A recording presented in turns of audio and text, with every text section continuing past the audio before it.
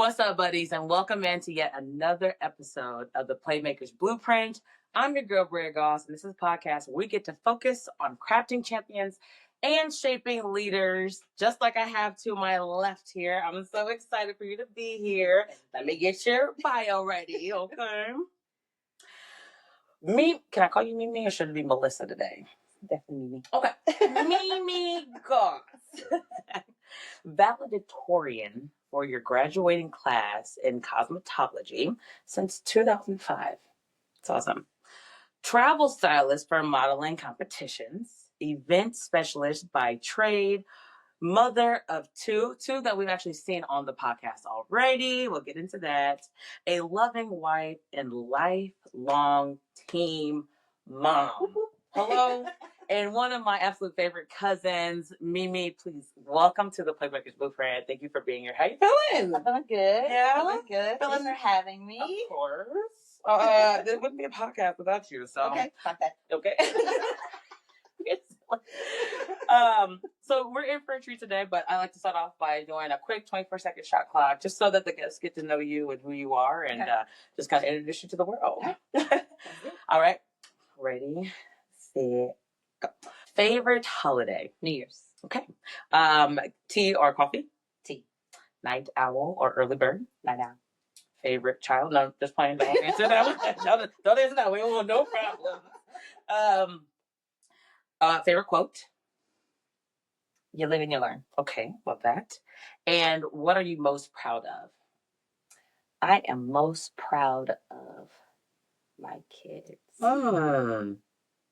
Already getting teary-eyed already.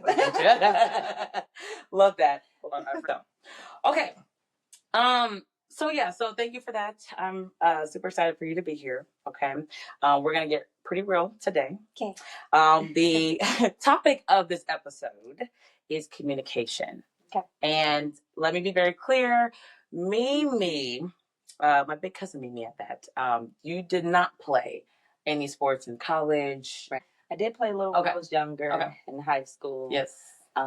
Couldn't do as much as I wanted to. Right. You know, living in poverty was hard. Mm-hmm. So you can only do what you're allowed to do. Right. You know. And we know this is the podcast where we get to learn what we learn on the field, the track, the court, and how we implement that into our everyday. But I think it's super important for you to be here because your voice matters. You are somebody that hasn't always had it easy. And I know that you can help on so many levels from, you can connect with so many people. Right. And I think the way that you communicate is so significant because we need to be able to communicate on the court, on the field and things, but we also need to be able to communicate just in everyday life. Yes. Okay. So with that being said, communication, what does communication look like to you? Good communication, I should say. Okay. Mm-hmm. Well, communication with just individuals itself, you have to be able to communicate properly of how that next person is going to receive it. Right. Right. It's just like, you love everybody differently. You love everybody for who they are. You have to communicate and such. You can't communicate, say the same thing in the same way to a 16-year-old as you would a 12-year-old. Facts. Facts. And that is the ages of your kids. Yep. So, like the translation. Yep. And just like to your husband too, like you communicate with him differently. And so just from a basketball standpoint, how important is it that you understand how to communicate with different teammates? Well, you definitely have to be able to communicate with your teammates for sure, on the court, off the court. I really think that team building with your teammates and everything outside of the game itself is important, because you'll know what their strengths and their weaknesses are outside of basketball and on the court. You can learn so much. Absolutely. From that. Yeah. And if we were teammates and then let's say I didn't spend that time with you, the communication is going to be off when we get into the game. Yes. For the simple fact being, you could look at me like, I don't know you. You ain't talking to me like that. But then if we had that, it's coming from a good place. Yeah. You know that I want the best, for you. I would be able to learn how you communicate in that way. That's awesome. I just like running plays and everything, Right. It's like, okay, well, you're supposed to go left, Mm-hmm. but the play's going right, Right. you know? And it's like, okay, well, if I communicate with you off of the court, Right. you know, like, hey, I'm more comfortable going to that right side Right. corner, you Facts. know, rather than going to the left. And it's like, okay, I'll give it to you then. Look at you, coach. Come on. Come on.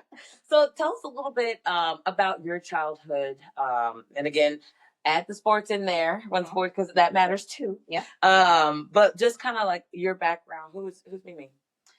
I love to run. Okay. Yeah, Mm-hmm. I was a good runner. Mm-hmm. You know how when you go through all your gym stuff and everything, Right. and you have to do your mile runs and just your whole conditioning Mhm. and everything like that.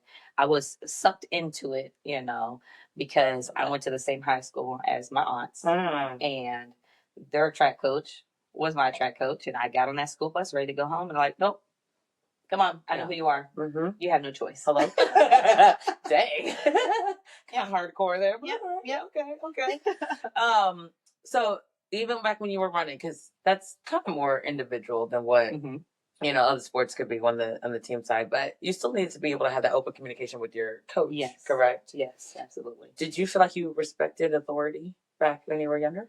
Yes and no. Mm-hmm. Sometimes hard coaching, you can take that so personal, Right. you know, and it's literally just hard coaching. They're trying to push you, you know. You have to know your limits. You have to know how far you can go. And sometimes you do need that guidance to just lead you and push you further, you know. You do. Yeah. You do. And so those examples of like how you learn to communicate through that, or well, I should start off saying, do you feel like you learned how to communicate when you were younger or in your older years? I think definitely more in my older years, you know. Now that I see it, you know, looking back, it's like, okay, yeah, I could have did this. I could have spoke up more and everything. Right. But, you know, you won't change anything. It's too late now, clearly, you know. But it definitely leads you and guides you into the right direction and know how to communicate with your kids, your peers, and, you know. What did communication look like for you in those early years when you were kind of figuring out? I was so quiet. Really? I was very shy. So you get the spicy kind. I was very shy until I got to high school. You know, I got picked on a lot, and you know, I mean, I was a stick figure but smart, you know. And I just stayed to myself, you know. And sometimes, and it wasn't because I always wanted to stay to myself, but nobody ever knows what's happening, you know, behind closed doors, you know. And you definitely grow from those things, you know, and you learn how to communicate. And that just helps me help those that don't know how to communicate, don't have a voice. Try to lead them into that, you know.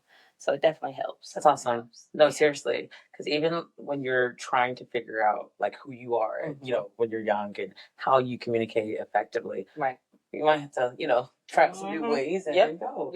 Did you feel like you stuck up for yourself and kind of, you know, was able to stand on business with who you were and yes and no. Okay. You know, because sometimes as, you know, when you're raised in, you know, in the 80s,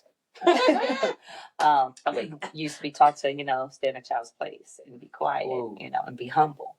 But that can hinder you to be like, okay, well, I need to speak. You know, I need things that I have to, you know, let people know what's going on and what's happening. You do. And if you don't know how to find that voice, you got to find out. You do. You have to reach out and figure that out. You do. You know, and it's hard. It's hard at a young age. You know, I mean, I grew up and I mean, by 11, I had to take on that adult role. Wow. You know, get myself up in the morning, walk to school, you know, get home, get focused, you know, and do all of that. At 11 years old? At 11, fifth grade. How did you adapt? It was one of those things that it's like, I want to keep pushing and keep going so that I can get out of this place. I love that. Because I don't want my kids, when I get older and have children and stuff, I don't want my kids to have to deal with this ever. So you know, it spoke to the type of mother you wanted to be. Yes, yes, absolutely. That's awesome. Yeah. Also, I do think I still have tissue, so if you break it, okay? Because I already feel it coming in myself too. Okay. No, that's sweet. I don't think a lot of people really understand how difficult that can be. Yes. I mean, just as a young Black woman, or girl at that time, and then having those expectations for yourself, and you still got good grades. Yeah. You still had that responsibility. Yeah.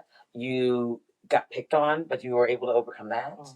So when did you feel like, in your younger adult, so let's say out of high school, and now you're still you went to cosmetology, correct? Yep. How were you able to communicate with them, in terms of effectively? Okay, so cosmetology school, in my class, I was the youngest. Ooh. Because I was still finishing high school, Mm-hmm.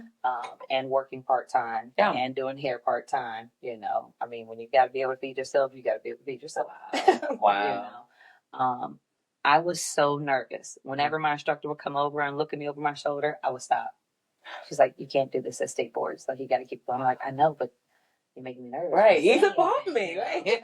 But as I got comfortable and I'm like, okay, this is going to be life. This is what I want to do. I've never wanted anything else. I wanted to always be a cosmetologist, so I knew I had to soak that in and I had to be more, responsible with my communication, and after that, oh yeah, couldn't shut me up. Right. So that's what I want to know, because I mentioned when you was already spicy. Yes. I didn't meet the nice, quiet, maybe from day one, y'all. No, I mean, I was, scary. I was out there, I always had great communication in church and everything. Yes. Singing in the choir, being on the step team. And that started early on. Being on the dance team, playing the drums, I always wanted to still, be able to have that voice or be able to praise God some type of way. Yes. And service him, service the church, and that's how I was able, to be able to have my voice. Yeah. And that helped. Yeah. Praise God, one, because and even at that point in your life, right, and trying to figure out, how to communicate in those ways, you already have so much going on. Yes. And having a slick mouth wasn't always going to be the answer to all your problems. Oh, I know, because I had my mouth was slick. Yeah. And we'll get into that too. But like, as far as just transitioning back to the basketball side of things. For me, in my communication, people wanted me to lead, but I like to lead by example. I didn't like necessarily like getting on my teammates and holding them to an accountability to where I wasn't. I wanted to do what I wanted to do, which would work really hard, and then hopefully they would kind of do it too. Yeah. So I really didn't know how to communicate until I got to college. And it was I'm always high energy. Yeah. I'm always, giving all kinds of encouragement. But when it came to my teammates, the way I had to communicate with them, I think was more of the off the court stance. I also was a communication major, so I had some communication classes that helped a lot. I was shy, but I wasn't too terribly shy to where like I couldn't step out of my comfort zone. Right. And so being able to be that person that would pull people to the side or give good feedback, when they needed it, or shoot, even like standing up for myself. Like I still actually struggle with that one. Yeah. Oh yeah. Like I understand it a lot better now. And it's like either you can be mad or you're not. Right. You know what I mean? But trying to get people to understand, I'd rather just adapt to whatever the situation is, whoever the person is, and then put my feelings, to the side. Right. And I think that builds up. And I don't explode, but if I don't communicate that early, like that's going to be detrimental. Just like if I don't tell my teammate, you need to get back on defense. Right. If I don't tell her that, she's not going to get back on defense, and we're going to give up buckets. Right. You know what I mean? Right. So, me trying to learn how to communicate in this world is difficult because people are sensitive. Yes. You know what I mean? Yes. Did you ever feel like there was a time where you didn't communicate effectively? Let's just say in cosmetology. Yes. Okay. Absolutely. I want to hear about it. So, of course, when you're the youngest out of everyone there, and you keep on getting, all these awards and, you're taking extra classes and you're doing extra stuff. The older people there would kind of, smize you and just, have a lot of stuff to say. Right. And they were not shy. Right. They would let it be known. Right. I took an extra class for nails and bought tons of products. Like I invested a lot of money in, and put in my locker. And somebody literally broke into my locker with my padlock on there. Oh yeah, it was time to communicate. Okay. It was definitely time to communicate to the whole entire class. Some choice words were said. it was very professional. Yeah. Straightforward to the point, you know. Of course, never got those things back. It's like, you know what? They need it more than me. And that was a lesson learned. It's like, okay, definitely speak up for yourself. Okay. You know, if somebody's doing something wrong, you let it be known. Yeah. You know, do the right thing, even if nobody's watching. You know, and speak up and advocate for yourself, even if it's you standing alone. Right. You know. Yeah. After that, you know, I was like, okay, well, now I get to lock my stuff up into the director's office and buy lunch for free. Okay. Right. Okay, so that was the time when that. Okay. It was nice. It was nice. So that was the time when you did communicate effectively in Yes. that. Is there a time when you didn't, and it cost you, or is there a time where, and maybe not in cosmetology, but was there a time where you can recall where, because you didn't communicate how you felt or what you were thinking at the time, or just standing on your own business, because you didn't do that, did it cost you something in the long run? I think not communicating to the proper people, and communicating to my family to let them know, hey, you know, I'm going to school by myself. I'm going home and I'm by myself throughout the whole week, you know, except for the weekends. I wish that I had let them know, you know, which of course they know now. You know? Right. But that right there, it was one of those things that you just want to kind of keep it to yourself. You just, because it's like, hey, what's it going to change? If you speak up, if you communicate about it, what's really going to change? Right. How much support am I really going to have?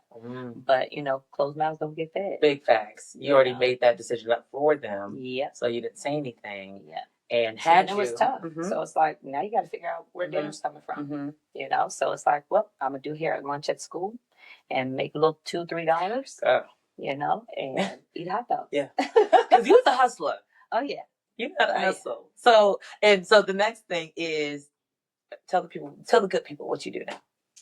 I am a cosmetologist and a event planner, you know, by trade. Yes. Yeah, just doing it. She's a hustler.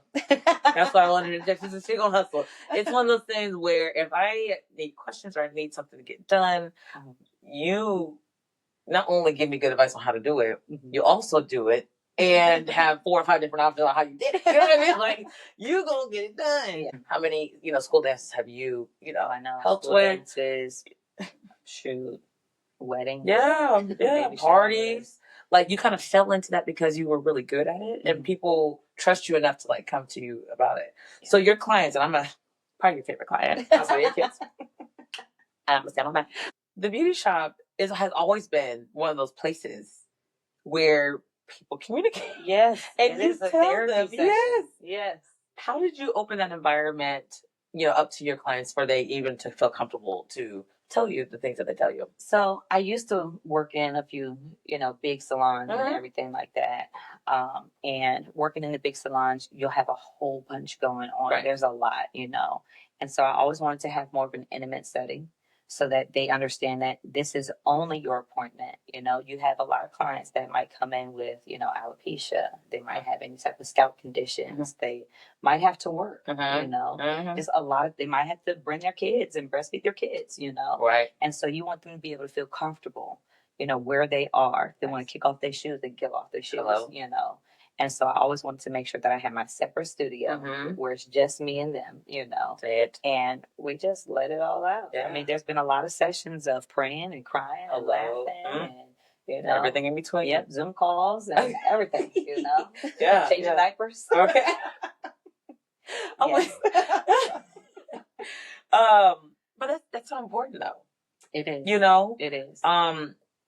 Again, especially in the Black community, I don't think we always know just how pivotal therapy is. Right. And so we could look for therapy in church, and we can look for therapy in our support group, and we can look for therapy with our stylist. Absolutely. And so they have trusted you in some way, shape, or form. Yeah. So what is it about you that makes people want to communicate with you? Probably because I'm very open. I'm very open. Somebody can call me like, hey, what you doing? Oh, Ben. On the toilet. On the toilet. So just being honest and open, and sometimes you can tell when you have your clients, your regulars that are coming in. Yes. And because you do have clients and then you have customers. Right. Customers will only come every so many months or whatever. Right. Your clients, they are scheduling an appointment before they leave. They might be booked for the whole year. But literally just being open and honest and letting them know, like, hey, this is a safe place, and space, where it's okay. And so I'll share my stories, and you just never know what impact you can take and give to somebody else and have on them. I love that. Has there been a time where you had to communicate with a client, where she was no longer welcome back? Absolutely. And how? Girl, you was ready for that. I mean, sometimes communication can be uncomfortable. Yes. So how do you have those difficult conversations with somebody that was paying for your service? Those are definitely uncomfortable conversations, to say the least. It takes a lot for me. I can take a whole lot. But when it comes to the point that after a while and you're disturbing my peace and my sanity, and that I'm always thinking about that last conversation that just happened at your appointment, that's one of those things where it's like, okay, yeah, let's dial it back, and it's not worth it. All money is not good money.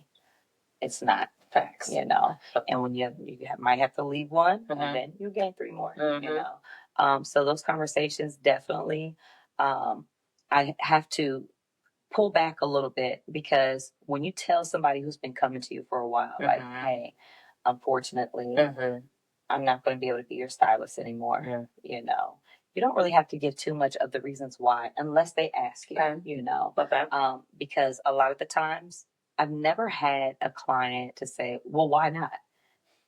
Because I think that they already know. So of course they'll come back with, a little bit of pushback, and, oh, well, I heard this, and what about this, and what about that? That's like, I understand. But if you would like for me to refer you to somebody else, absolutely. I'm just not going to send you out to the wolves and you can't find anybody. Now, either you can take those referrals or you can't. But that's fine. But after that, I don't wish no ill will. I wish them the best, And if you ever still need me for anything else, you can reach out to me. But when it comes to business, that's it. That's it. That's all. That's it. I love that. And that's what you need. I mean, as easy as you make that sound, it's still very difficult, because I know it is. I know, like you said, so the piece of it and protecting your peace. Yeah. I think that's, I mean, you have a household that you have to take care of. Right. So if your piece is off, it's going to leak into, your home. Right. If there are, if people start taking advantage, of you, of your business, of, whatever the case may be. Right. Having that communication, that difficult communication, as pivotal as that is, why do you think it is so hard for us to have those conversations, those difficult conversations? I think it's hard to have those difficult conversations because it's a difficult conversation for one, and it puts you in an uncomfortable position. Yeah. We always want things to just be so easy and simple, but life is not a bunch of rainbows and candies and symbols, so it's just being uncomfortable, and vulnerable. Those things are always vulnerability. Vulnerability. Yes. It's looked at as a weakness. Yeah. Too vulnerable. Especially in our men, oh, don't cry, be tough, you're the head of the house, Men need that love too. Yeah, they need that shoulder. They need that person to talk to and vent to and everything. Yes, whether it be their brother, whether it be a friend, a coworker, a pastor, somebody, a therapist, somebody. Their barber. Hello. So, why do you, as a mom, a big boy, why do Black mothers put that kind of pressure on their Black sons of, not crying, or don't cry, right, or don't show any weakness, or don't be vulnerable? And I think it's one of those things where, on the outside looking in, you want to make sure that, we've told our kids plenty of times, like, hey, We understand it's tough right now. We understand. We see it. Don't you drop that tear right now. You drop that tear behind closed doors. Ooh. And that's one of those things where it's like, okay, you want to let them know that, hey, you're being pushed. You're being pushed to your limits, but don't let that get the best of you. Don't let somebody else get the best of you. Be the best version of yourself, but you can still cry. You can still shed those tears and everything, but do it in a safer place and space, because outside you just never know. Not everybody's going to be like, hey, dang it, that was tough for him. Let's console him. You might get a lot more negative than positive, and then now you're not going to know how to, bring it back and dial it back in and get back focused. And then it could just pile up and pile up and pile up and pile up. And then you just never know how it's going to burst open or not, And it can burst through. Yes. And when it comes, it comes. Yeah. So that's so important that you said that, though. It's like, not pick a time and a place. It's more so, don't let them see you cry here. Yes. But you, in your own comfort in your own home. Yeah. We are here for you. Absolutely. That's such a tough lesson, though. Yes. And have your support system and everything. It's such a tough lesson. Yes. Because holding back tears is hard. But like, as a growing, person, boy or girl, right? That lesson within itself is like, that's probably going to be some things that like takes time. Right. And it's harder to understand. Yes. I think my mom did a fantastic job raising me. Yes. She did, right? And even though she was one of those mothers that like, come talk to me. Come talk to me if you need to talk. Yes. I think I felt more comfortable at that age when I was just able to talk to my friends. But she opened that line of communication pretty early. Yeah. I feel like you do the same with your kids. Yes. How important is it to have that kind of relationship with your kids? It is the most important thing to have that communication with your kids. I mean, you birth your kids, you mold your kids, you teach them right from wrong. There's just a lot of things in life that, as a mom, we won't go through the same things that our kids will go through. Right. Different generations, The social media is great. Everything, And so I have to make sure that I have open communication with my kids. Yes. I let them know, hey, it doesn't matter if it's a pimple on your back or something's going on at school or anything on the court, on the field, anything at all. Mama's here. And there is a safe space where it's talk freely, because there's sometimes that, kids won't know how to get the full communication of what they're saying because they want to kind of limit it because they feel like it's, if I say this the wrong way, then it might be disrespectful and everything. It's like, no, you say it how you can say it. Right. That's just like, there's no wrong way of praying. Ooh. There's no wrong way of praying. I've had a little potty mouth talking to the Lord at times, but he knows my heart. Yeah. Yes. It's emotional back there. Yes.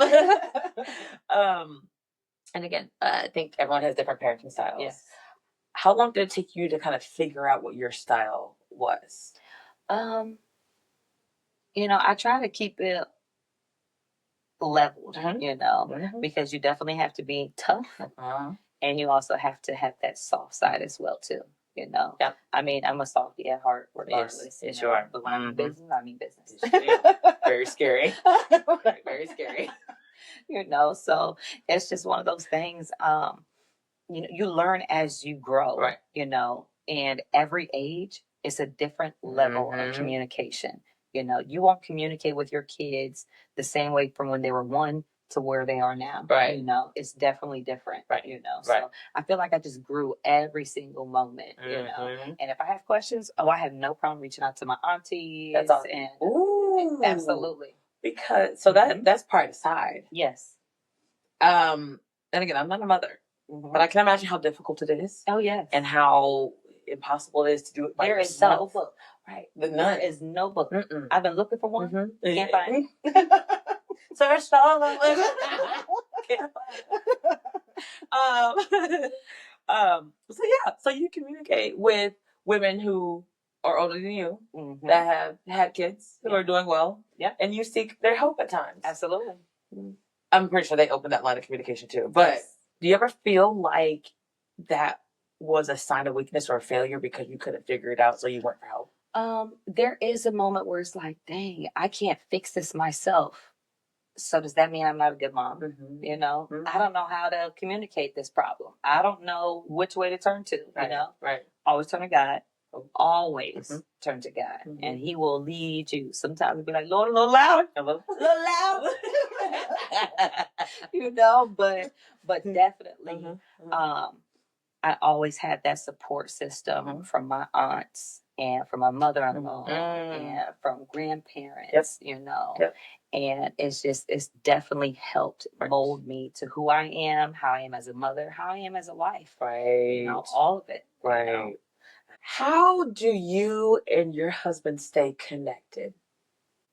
Marriage is tough, you know. Mm-hmm. And communication is definitely key, Mm-hmm. you know, and that doesn't go to say that communication is always there, Right. you know, but you have to learn to, sometimes you got to pull back, sometimes you got to push in. Right. You know, I always hear people say, hey, it's 50-50, and hey, you know, it's 100-100. There's going to be times where one might have 75 and one might have 25. Right. You know, you just never know what's going on through their day, you know, their work life, you know, stress, anything, you know. So one thing we do is definitely, no matter how busy we are, one small text message, one 30-second call to check in on one another.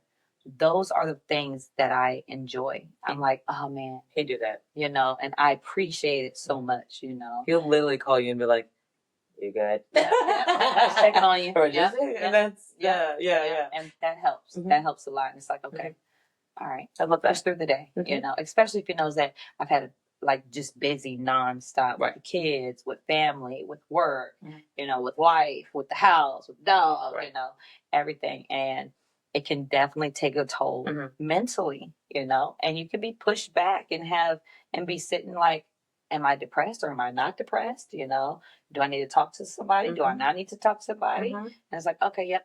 Let me call my husband. Yeah. You know, praying together. Even if he's sleeping, I wake up in the middle of the night and, you know, use the restroom. It's like, okay, let me just say a prayer. Yeah. You know. Yeah. And those small things, you know, date night, you know. Hello. Yeah. Hello. Even date night could be walking in the park. Yeah. We could take a 10-minute walk and it's okay. Boom. You know. Boom. Just having that moment. And there's times where it's like, okay, he'll talk and he'll keep going and keep going. It's like he needs to get that off his chest. Right. Oh, my turn. You know, tag me in. Okay. So, and as you mentioned, as we know, marriage is work. Yes. Okay. When that connection, that communication is off, how much more difficult? Because again, two people merging their lives, is hard. And we are opposites. And opposites do attract. You know, he's more quiet than what I am. You know, but I know I used to be that quiet. You know, so I feel like it balanced itself out. You know, but it's hard. Yeah. It's hard, and we know that we have to find. Like even with arguments and everything, it's like, hey, you know, find a space.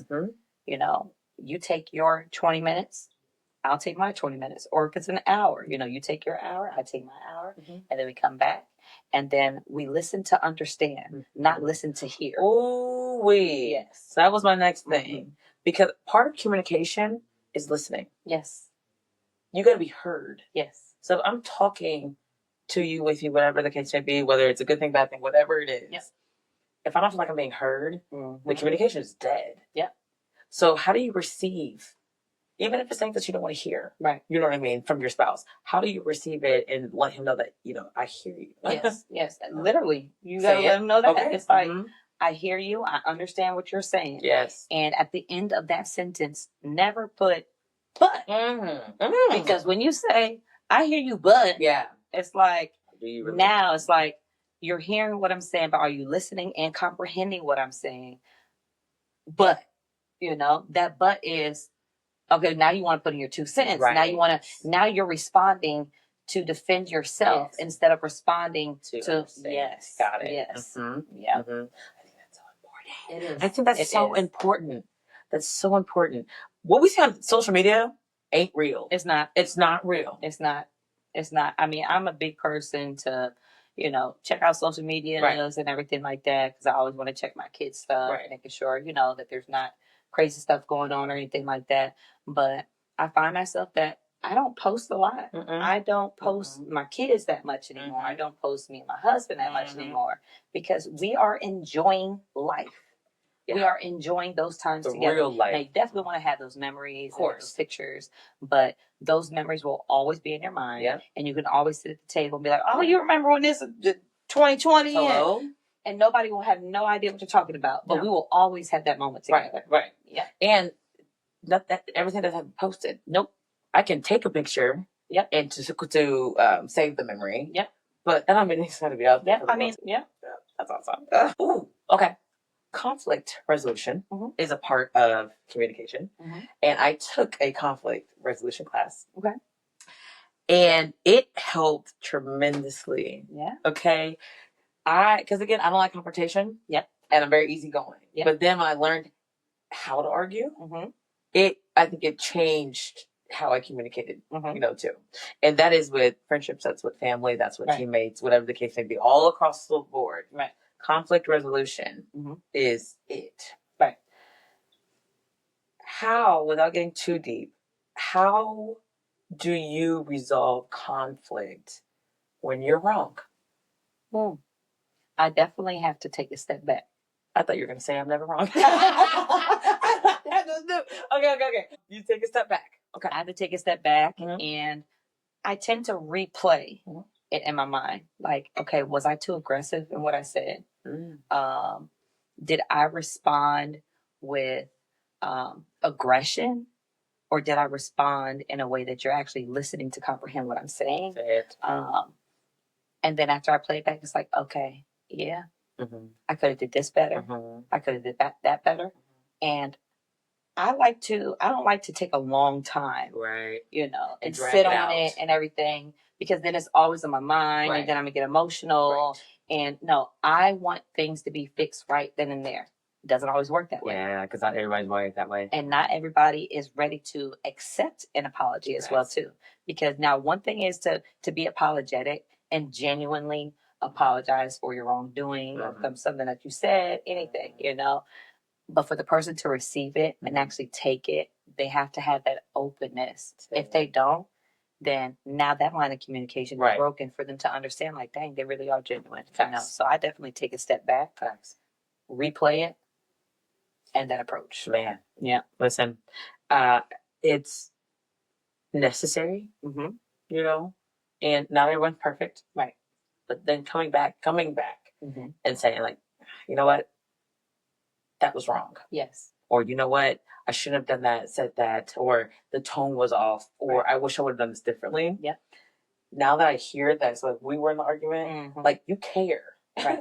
You care. Yeah. And they'll be all like, you care. Yeah. You can hear me. You understand what I'm saying. Yeah. And that's, I think, like a huge step to growing your relationships. Yes. Friendships, family, whatever the case may be. Teammates, everything. Right. Yeah. So when you have that conflict resolution with somebody who doesn't hear you, how are you beating into their head like, this is where I'm coming from? Or I used to. Okay. Yeah. And it's like, no, listen to what I'm saying. Listen, I'm trying to tell you. No, now you have to understand that sometimes when you're giving that apology and they don't want to receive it, you have to accept that. You have to accept that that person might need to apologize to you too. But you also have to realize that sometimes you're not going to get that apology as well. And you have to accept an apology that you will never get. Yep. And you move forward. And that's it. But it is a life lesson because you can always replay it back. You're like, okay, so if I approached it this way, would I still have gotten the same response? Right. Would it have become an argument or not? Because let me tell you how God be working. If he wants you to learn a lesson, he's going to keep on putting you through this similar test. Yes. Until you get it right. Yep. And then he's going to let you receive his blessings. Yep. So, like, again, first, second, maybe fifth time, whatever the case may be, but you're going to get it. Yep. Conflict resolution might not always look how you want it to look with that person. You could fall out. Yeah. The relationship is different now and it never really heals. You don't get that apology. Yeah. But then when a similar situation happens again, Mm-hmm. Like, okay, well, this is what happened last time. Let me see if I to do that. Let's try it a different way. You know, you can do 2 + 2 = 4, but you can do it a whole nother type of math problem, and you can still equal 4. Exactly. You know, exactly. so why not try it a different way? Because what's the worst that's going to happen?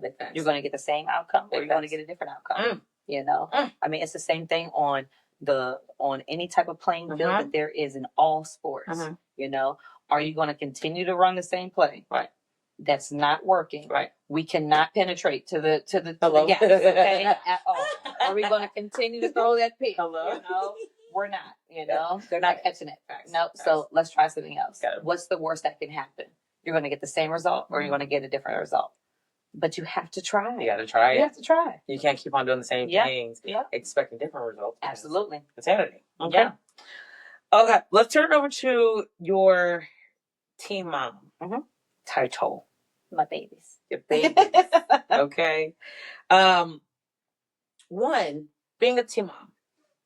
What does that entail? What is your role? You are their mama. You are there. You are there for their every needs. You're there for your coaches. You're there for your parents. I was just about to say, is it just your kids or is it the team? It is the whole entire team. It is whatever program you are supporting. It is all around. Right. It is all around. Right. You know. And you've led a lot of meetings, events. Yes. You know, get-togethers, the food and things like that. And now you're communicating with players' mothers. Yes. Okay. Which is, you know, very much like the workplace. You know, you're gonna have people that you love, that you're really close to. Some people have a little bit more difficult. Right. You know what I mean? But I'm pretty sure all across all fronts, how important is it for all of the moms to be on that same page to be there for the kid, like the team? Right. Well, it's definitely hard to get everybody on the same page, and it's never just the moms. Sometimes you have single dads. Sometimes you have the grandparents, the aunts, the uncles. You know, the neighbors. That's so true. You know, so you have to be able to communicate to them differently. That's a all fact. across. That's you know, everybody does have the main goal and have the same goal. You know, to make sure that their student athlete is successful. You know, in whatever sport and in the classroom. So you want to make sure. Okay, well, Billy has a C. He used to have all A's. Does he need any tutoring? Hello, you know. You know what? I was just about to say that to you. Read my mind. You are a person that is ready to step in at any child's needs. Yes. So you provide your kids with a level of love that not all kids get. Right. And somehow, some way, you're still pulling love to extend to them. How do you communicate to these kids to let them know that you are there for them just as much as you're there for Joe and Deja? Right. And that you love them, you know? Yes. I definitely let them know, and I hope that they always know that Mimi will always be here. Mama Goss, whatever it is that, you know, everybody calls me different names. You know, Jojo Mama, Deja Mama. You know, my love is always endless. It's always endless. I don't care if you need socks. I don't care if you need to ride home. I don't care if you need help with homework. I don't care if you need a hug. You know, I don't care if, you know, parents need me to help and go into you know, parent teacher conferences, anything like that. But I know what it feels like to not always have that love. So when I refuse for anybody else to not feel loved, you know, I refuse for a kid to go hungry. I refuse for a kid not to have clothes on their backs and shoes on their feet, a place to lay their heads. You know, I will always be that person, whether they're in college. Because all my college boys, I make sure that I do my checkups on them and they come and visit and everything. But I want them to always understand that I always had that communication. You know, there's times that they'll call me and be like, man, this was going on. This was going on. It's like, yeah, I hear you. Right. Okay. Right. Now take a deep breath. Okay. Now take a deep breath. You know, Yeah. sometimes those breathing exercises do help. You know, They do. But always making sure that you are always there and being your true, genuine self. And I feel like that's one of the things that God had put in my heart, in my spirit, and He molded me, you know, with that clay. Yes. You know, for me to be there. That's crazy. So, are you, and just for clarification, if you didn't have the childhood that you had, and God didn't bring you out of that, Right. do you think the way you love on other kids would be the same? Probably not. Probably not. You know, you go through things in your life for a reason. for a reason.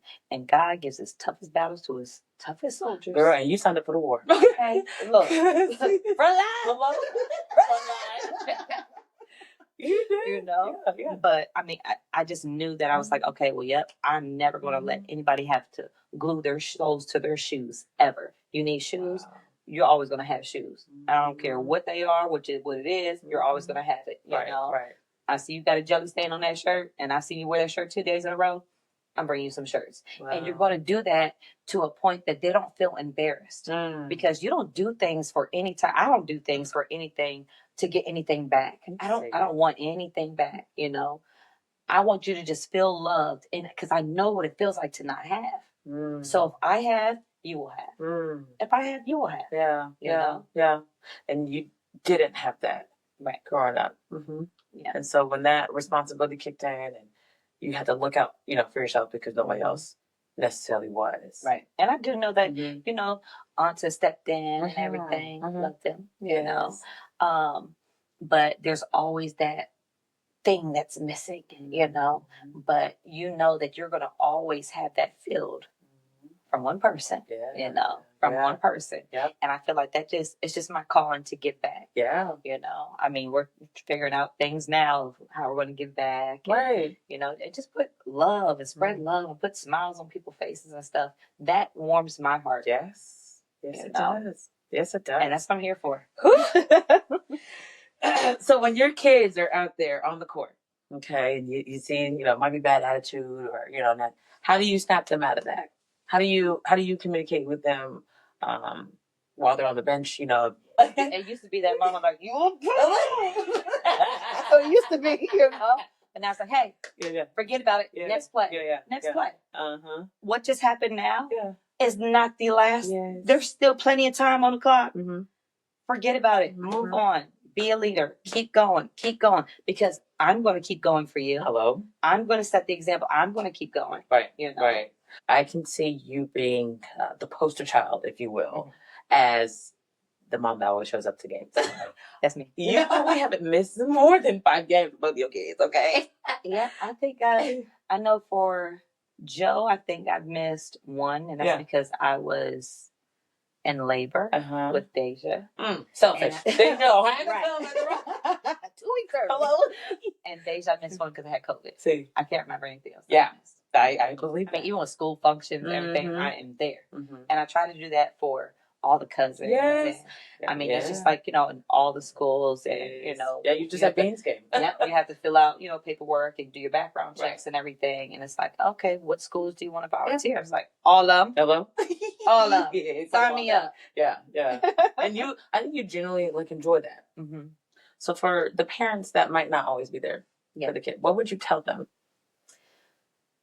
Those moments, those kids will never forget. They will never forget. You know, it's the small things, showing up with a box of Capri Suns.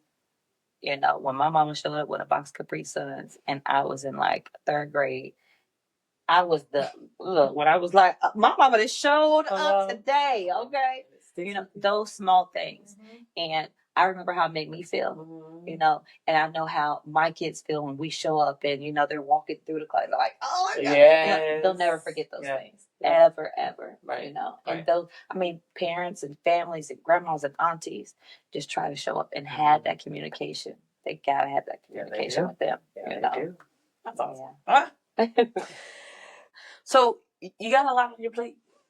Okay. You got a lot on your plates. You are trying to be the best wife you can be, the best mother you can be, the best stylist you can be, the best player, and just bang. You're taking care of, like, you have a lot on your plate. How do you juggle it all? Planning. Yeah. Planning and praying to God that the day is going to go smooth, literally, you know. It's not easy. It's not easy, but when you have a mission to be, you know, successful for everybody else and to make sure that everybody is taken care of, you know, I do have to make sure I'm like, okay, I got to take care of me too. You know, you have to make sure you're taking care of yourself, get your massages, you know, hot showers, quiet time, a quiet time. If it's yoga or meditation or getting out, whatever the thing is, you also have to make sure you cut time out for you. Yeah, And then, I call it decompressing. Okay, decompressing. You know, I literally am like, okay, I can go to the grocery store. Decompressing. I'll go to the grocery store and come back, you know, and I will sit in that car. And it is quiet.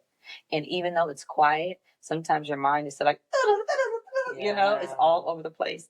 But something gives you peace. Something gives you, gives you peace. But then there's also a moment where it's like, okay, I cannot be in control of everything, you know, and I'm one I like to be in control. Yeah, you do. Know? It's like, hey, if you're not going to do it right first time, I'll just do it. Let me just do it, you know. But you have to understand that, you know, sometimes you're just not in control, you know. So understanding that and, you know, control what you can and what you can't, you have to surrender that to God. You do. And that's it. And letting go of that control. I think that's a whole different battle. Like, that's a hard, you got to learn that. Yes. You know what I mean? If I try to control everything, everything around me slowly just starts to be set ablaze. Oh, yes. That's just like games. And it's like, okay, you're going to hear negative talk from other parents, and this and that. And it's like, I'm not going to entertain it, you know. What's that going to lead? Right. You know? Right. I'm here to be a good example for my kids and the kids around me, you know, and the program around me, you know. So I just try to, one, definitely lead by example, you know, be humble and just stay encouraged and encourage those around you, you know, because there's going to be people that's like, you know, the devil going to try to creep in any type of way, and he will try to use different people, you know, and it's like, nope, not going to feed into it. Can't do it. You know, and you saw both the episodes when the kids was on the Playmakers Blueprint. And clearly they are an extension of you. Yeah. And you can see, you know, the skills and the time and the qualities that you instill in them. From getting those episodes and just kind of see them in their space. Right. I already know you were proud, but how proud were you of them? So proud. So proud. Especially, you know, I remember Joe had an interview years ago at an AAU tournament. He was like, hey, Mom, they want to interview me. I was like, oh, okay. You know, and I'm thinking it's just, you know, you're going to ask some questions. And Derek was like, we didn't prep him. I said, yeah, but he's okay. You know, he's respectful. Right. That's why you got to be respectful and lead with your heart. And that's it. And he just talked about how, you know, I just love everybody. And, you know, that's one thing that I always tell them, you know, when they leave the house. Hey, you know, represent yourself, represent your family, and love everybody for who they are. That's it. Yeah. You know. Yeah. And so now seeing him now, it's like, wow, it's a lot. And then with Deja, she was very shy. Yeah. Deja did not want to stand in front of a camera instead of people. She used to cry. Remember she cried at the graduation? Yes, at her own graduation. It was singing with all the kids. Right. Everybody was up there. Not like she was the only one. Not like she had to say anything. But she just overwhelmed it. Yeah. Now look at her. And now look at her. Now look at her. She's like, no, I'm good. Right. Yeah. Right. She's like, I got this. Love it. Yeah. Love the growth. Okay, well, I think that is everything on my end. Is there anything that you want to leave the viewers? Yes. Okay. Keep God first. Amen. Spread love. Spread love. Love everybody for who they are, and be the best version of yourself. Okay.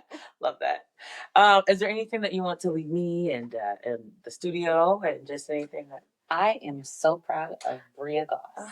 I am. You set a lot of tones for a lot of people. You know, you're like, hey, I'm going to do it.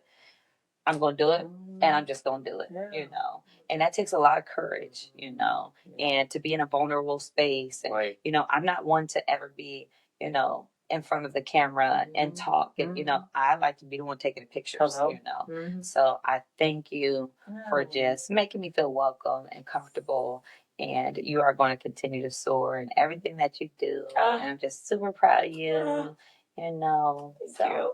Yes, I appreciate it. Love you too. And thank you for blessing us with this episode. I think it's so important. Especially with everybody that's on the podcast have been family. And you and Alexis both are one's married into the family, but God puts people in your life. Oh yeah. Like I also Alexis too, like, I wish I would have known you before you met your husband, who was my cousin. Right. I wish I would have known you and we could have met before, you know, actually being properly introduced by, you know, my cousin. Because you I forget that, you were married into the family. Right. You know what I mean? Right. That's how close and how important and how strong our relationship, our sisterhood is. Yeah. And I think you push me just as much as I push you. Yeah. I think you're always going to give me the real. Absolutely. You have that go-getter, hustler type of attitude. And I have a very different background and upbringing than you do. But being able to see you make it out the mud Yes. is nothing but inspirational. Yes. You know what I That mean? mud was thick. It was super thick. And you did that. And even with my business and everything like that, coming from one state, coming to Indiana, you have to start from ground zero. Literally. And it started with family. And then family goes out, and now it's word of mouth, And then you brought a lot of clients my way. A lot, from and more to come. Okay, from pro basketball players to pro soccer players, pro volleyball players. Wow. It just keeps building and building, pro football players, Yeah. And I'm just blessed. I'm just grateful. Yes. And, and we're going to deal without you, girl. Hello. And we're going to plug the Mimi House Beauty, okay? Yes. Follow me. Hello. On Instagram. Yeah. At Mimi's House of Beauty, MEMEZ, House of Beauty. Come on. You better get on this train before she's too booked up. Because she's booked up. Okay. Thank you guys so much for tuning in to this week's Playmakers Blueprint. Don't forget to like, comment, and subscribe. We're dropping every Monday. However, the season is almost coming to a close. So we would love to hear from you. Love some ideas. Thanks again, and we'll see you next week. Thank you for tuning in to the Playmakers Blueprint. You can catch me every Monday at 6 p.m. Don't forget to subscribe, rate, and review the podcast. Catch you next week.